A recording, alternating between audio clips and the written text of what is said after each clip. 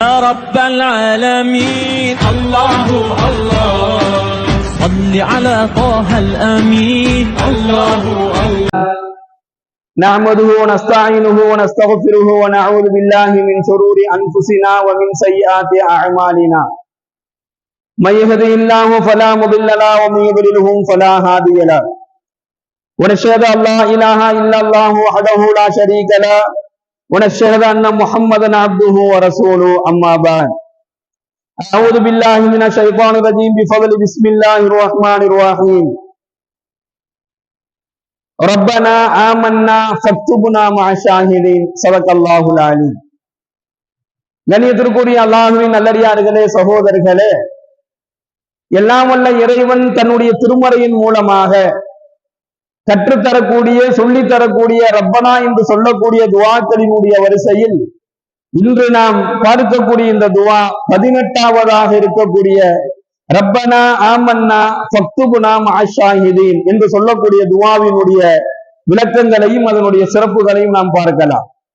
ரப்பனா ஆமன்னா, எங்கள் இறைவா, நாங்கள் உன்னை ஈமான் கொண்டோம். ஃபக்துபுனா மஅஷாஹிதீன், எனவே எங்களை உன்னுடைய தூதர்கள் உண்மை என்று சாட்சி சொல்லக்கூடியவர்களோடு உன்னுடைய தூதர்களோடும் எங்களை நீ ஆக்குவாயாக என்கின்ற துவா. ரப்பனா ஆமன்னா, எங்கள் இறைவா, உன்னையும் உன்னுடைய வேதத்தை என்ன செஞ்சிருக்கோம், நாங்கள் நம்பிக்கை கொண்டிருக்கின்றோம்.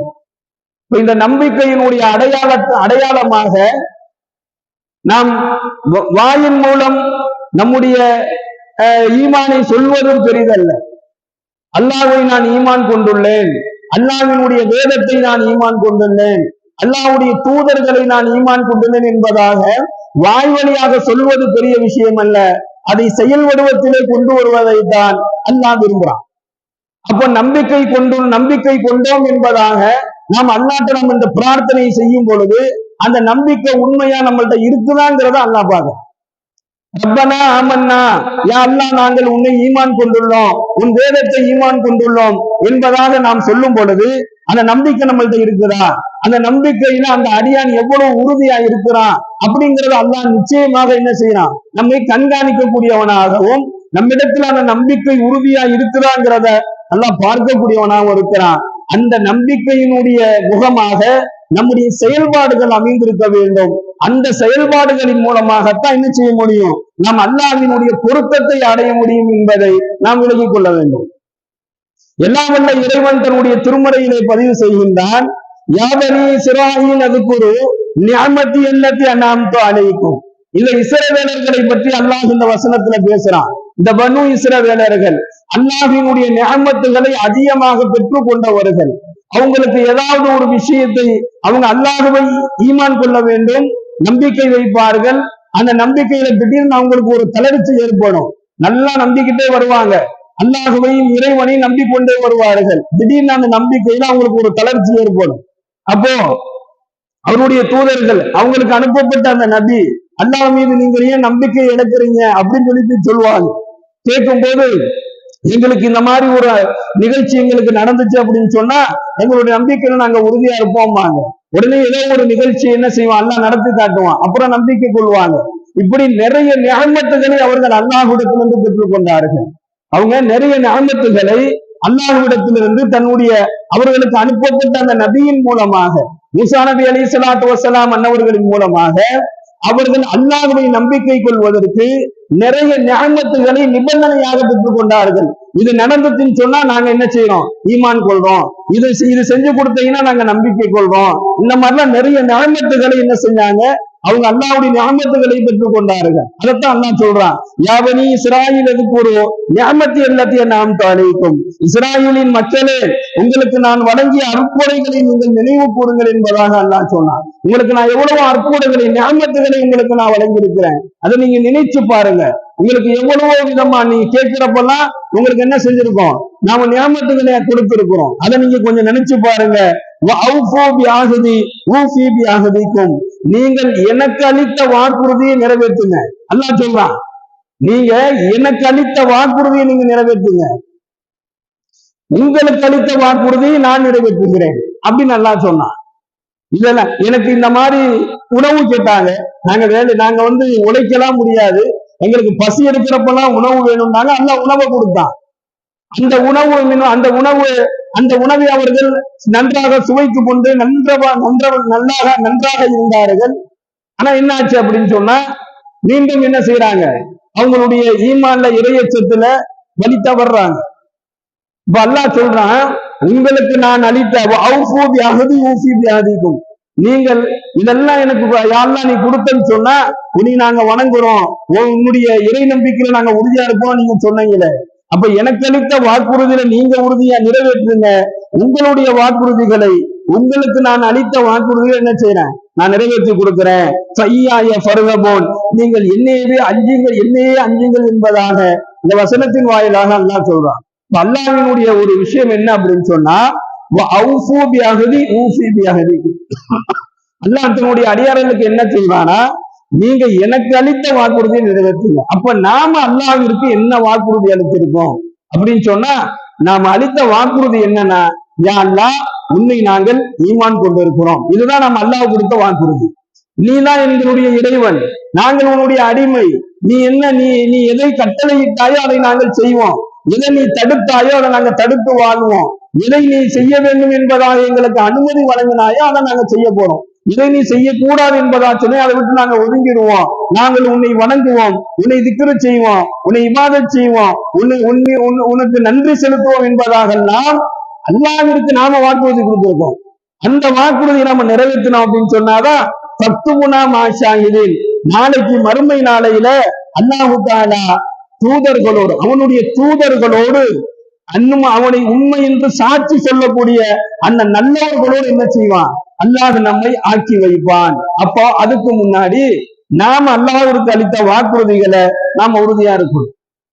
இந்த வசனத்தினுடைய விளக்கமாக அந்த விளக்க உரையாளர்கள் எழுதுகின்றார்கள், அல்லாஹ் விரோதிகளை 2 வகைப்படுத்துகிறான். அல்லாஹ்வினுடைய விரோதிகள் அப்படின்னு சொல்லி அவங்கள 2 வகைப்படுத்துறான். ஒண்ணு கல்வி அறிவு இல்லாதவர்கள் அப்படின்னு அல்லாஹ் சொல்லலாம். மார்க்கத்தினுடைய அறிவு இருக்காது, மார்க்க அறிவு இருக்காது.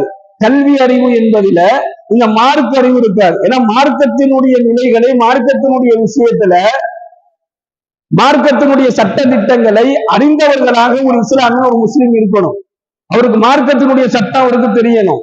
தொழுகையினுடைய சட்டம் என்ன, நோன்பினுடைய சட்டம் என்ன, ஜக்காத்தினுடைய சட்டம் என்ன, இத பேசிக்கா ஒரு முஸ்லீம் தெரிஞ்சு வச்சிருக்கணும். ஒரு இஸ்லாமியனிடத்தில் இருக்கக்கூடிய ஒரு மிக முக்கியமான கல்வி இது, மார்க்கத்தினுடைய கல்வி. அல்லாஹ்வினுடைய சட்ட திட்டங்களை அறிந்து வைத்திருக்க வேண்டும்.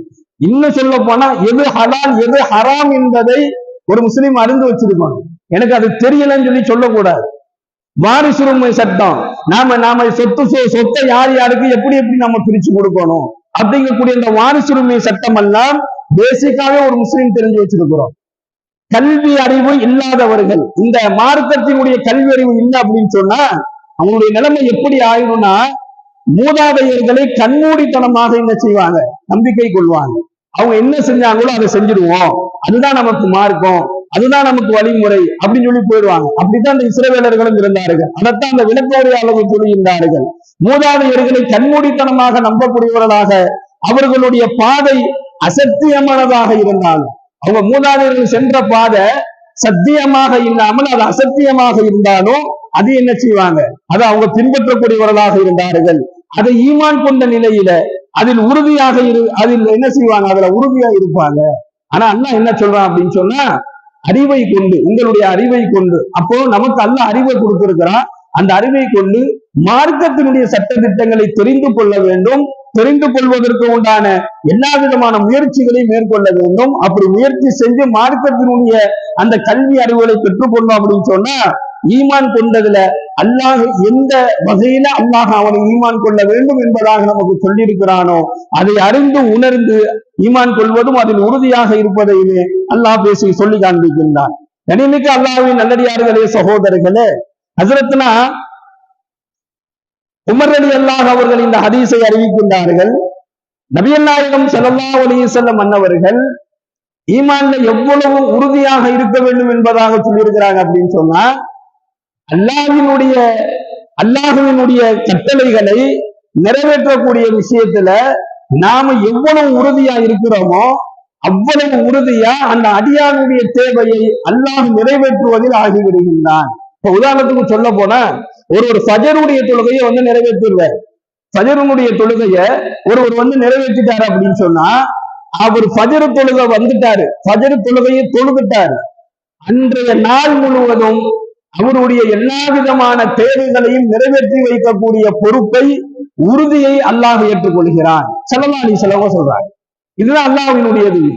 நாம ஃபஜருடைய தொழுகையை முடிச்சிட்டோம்னு சொன்னா அன்றைய நாளினுடைய தேவை என்ன இருக்குது, அந்த அடியானுக்கு என்ன தேவை இருக்குது, அந்த தேவையில எது நல்லது எது கெட்டது, அந்த தேவையில எது அவனுக்கு சரியா வரும் எது சரியா வராது, என்ன நிறைவேற்றி கொடுக்கணும் என்ன நிறைவேற்ற கூடாது, நிறைவேற்றினா அவனுக்கு என்ன பிரச்சனை ஆகும், நிறைவேற்றாம விட்டுட்டா அவனுக்கு சரியாம, ஏன்னா நமக்கு தெரியாது.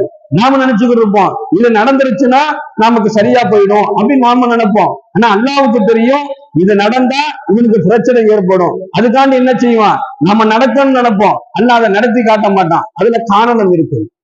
நாம இன்னைக்கு எப்படியாவது இதை நாம செஞ்சிடணும்னு நினைப்போம், ஆனா செய்ய முடியாம போயிடும். செஞ்சா நல்லதுன்னு நாம நினைப்போம், ஆனா செய்தால் இந்த அடியானுக்கு என்ன செய்யும், அவனுக்கு கஷ்டங்கிறது அல்லாஹ்வுக்கு தெரியும். அதனால என்ன செய்வான், அல்லாஹ் தடுத்து விடுவான். அப்ப அதை பொருந்தி கொள்ளணும். இதான் ஸல்லல்லாஹு அலைஹி வஸல்லம் சொல்றாங்க. அல்லாஹ் என்ன நாடுறானோ அதை நீங்க ஏத்துக்குங்க. நீங்க நினைச்சது நடக்கல அப்படின்னு சொன்னா நீங்க பொறுமையா இருங்க. நீங்க நினைச்சது தள்ளிக்கிட்டே போகுது அப்படின்னு சொன்னா பொறுமையா இருங்க. ஒரு கஷ்டத்துக்கு பின்னாடி இன்னொரு லேச அல்லாஹ் கொடுப்பான். அது அல்லாஹ்வினுடைய குணத்துல உள்ளது, அது அல்லாஹ்வுடைய வாக்குறுதி. ஒரு சிரமத்துக்கு பின்னாடி ஒரு லேசை அல்லாஹ் கொடுப்பான், ஒரு சந்தோஷத்தை கொடுப்பான், நிம்மதியை கொடுப்பான். எதை எந்த நேரத்தில் தன்னுடைய அடியார்களுக்கு தர வேண்டும் என்பது அல்லாஹ்வுக்கு தெரியும். அது அல்லாஹ் மீது உறுதியாக ஈமான் கொண்டவர்களுக்கு அல்லாஹ் எப்ப கொடுக்கணுமோ அப்ப கொடுப்பான், எப்ப கொடுக்க கூடாதோ அப்ப அல்லாஹ் அதை விட்டு தடுத்துருவான். காரணம் என்னன்னு சொன்னா அல்லாஹ் அந்த அடியானை நேசிக்கிறான். இந்த அடியானை அல்லாஹ் நேசிக்கிறானோ அந்த அடியானுக்கு அல்லாஹ் எதை எந்த சமயத்தில் செய்ய வேண்டுமோ, எதை எந்த நேரத்தில் கொடுக்க வேண்டுமோ அந்த நேரத்தில் அல்லாஹ் கொடுத்துருவான். அல்லாஹ்வுடைய வாக்குறுதியை நிறைவேற்றக்கூடியவர்களை அல்லாஹ் விரும்புகின்றான். அல்லாஹ்வுடைய வாக்குறுதிகளை யாரு நிறைவேற்றாங்களோ அவங்கதான் அல்லாஹ்வினுடைய உண்மையான அடியார்கள். அந்த அடியாறுகளை அல்லாஹ் என்ன செஞ்சிருவான், ஃபக்துபுனா மஅஷாஹிதீன், நாளை மறுமை நாளையில அவனுடைய தூதர்களோடு என்ன செஞ்சிருவான், ஆக்கி வைப்பான். அவன் தூதர்களோடு இருக்கக்கூடிய ஒரு நறுபாக்கியத்தை, ஒரு நல்ல நசீபை அல்லாஹ் வழங்குவான். எனவே அல்லாஹ்விற்கு நாம என்ன வாக்குறுதி கொடுத்தோமோ, யா அல்லாஹ் நாங்கள் உன்னை ஈமான் கொண்டோம் அப்படின்னு ஒரு வாக்குறுதி கொடுத்திருக்கிறோமே, அந்த வாக்குறுதியில எந்த அடியார்கள் உறுதியாக இருக்கிறாங்களோ எல்லாம் வல்ல இறைவன் அவர்களை அல்லாஹ் மேன்மையாக்கிடுவான். இந்த இரு உலகத்திலும், இந்த இம்மையினுடைய வாழ்க்கையிலேயுமே அவருடைய வாழ்க்கையை அல்லாஹ் செழிப்பாக்கிடுவான், மறுமையினுடைய வாழ்க்கையிலேயுமே அவர் செழிப்படைந்து விடுவார், மேன்மை அடைந்து விடுவார். அத்தகைய நல்ல நசீபை ரப்புல் ஆலமீன் நம் அனைவருக்கும் தந்தருள் புரிவானாக. வாயில்லாவான அல்ஹம்துலில்லாஹி ரப்பில் ஆலமீன். அஸ்ஸலாமு அலைக்கும் வரஹ்மத்துல்லாஹி